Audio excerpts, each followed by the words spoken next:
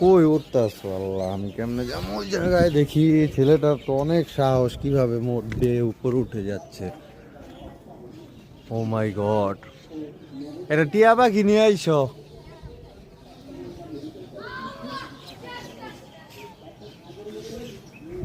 সাহস আছে বলতে হবে, ছেলেটার অনেক সাহস।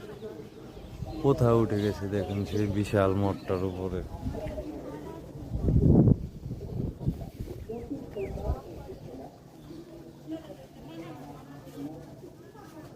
সুবিশাল মোটে যে দিক দিয়ে বেয়ে বেয়ে উঠে গেছে।